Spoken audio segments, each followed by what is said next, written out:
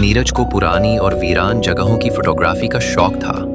एक दिन उसे खबर मिली कि शहर से दूर एक वीरान गांव धूल गांव में 100 साल पुरानी हवेली है, जिसे लोग वर्मा हवेली कहते हैं। गांव वालों के अनुसार वहां पिछले 50 सालों से कोई नहीं गया था। कहा जाता है कि वहां एक बच्ची अन्वेषा अपने माता पिता के साथ रहती थी और एक दिन पूरी फैमिली रहस्यमयी तरीके से गायब हो गई। सिर्फ एक चीज मिली, एक गुड़िया जिसकी आंखों में इंसानी सच्चाई जैसा कुछ अजीब था। नीरज अपने कैमरे के साथ उस हवेली तक पहुंचा। हवेली खंडहर में बदल चुकी थी। टूटा गेट, झाड़ झंखाड़ और दीवारों पर फैली बेलों के बीच खड़ी वो इमारत किसी डरावने ख्वाब जैसी लग रही थी। अंदर घुसते ही उसे पुरानी लकड़ी की बदबू, झूमर की झूलती छाया और दीवारों पर पुराने जाले मिले। ऊपर की मंजिल पर एक कमरा मिला जो अंदर से बंद था। किसी तरह जब उसने दरवाजा खोला तो धूल और सड़न के बीच कोने में एक गुड़िया बैठी मिली। सफेद फ्रॉक, लाल रिबन और नुकीली नीली आंखें। नीरज ने कैमरे से उसकी फोटो ली, लेकिन कैमरे में उसकी आंखें लाल थीं, जबकि असली में वो नीली थीं। उसने इसे भ्रम समझा और गुड़िया को अलमारी में रख दिया। मगर रात को कुछ अजीब हुआ।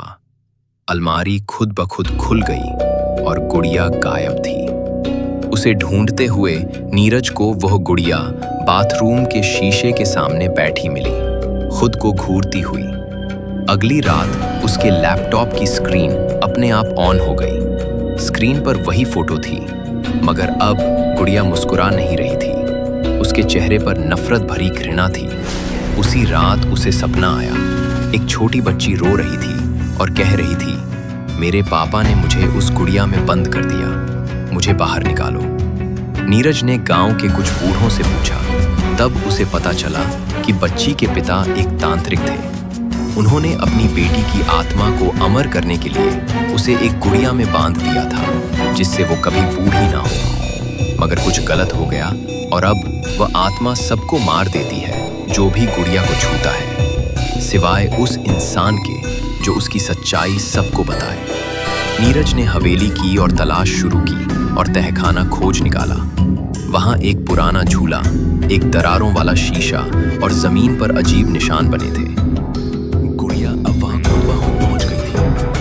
तभी तहखाने का दरवाजा खुद बंद हो गया और एक आवाज आई, अब तुम भी यहीं रहोगे, मेरी।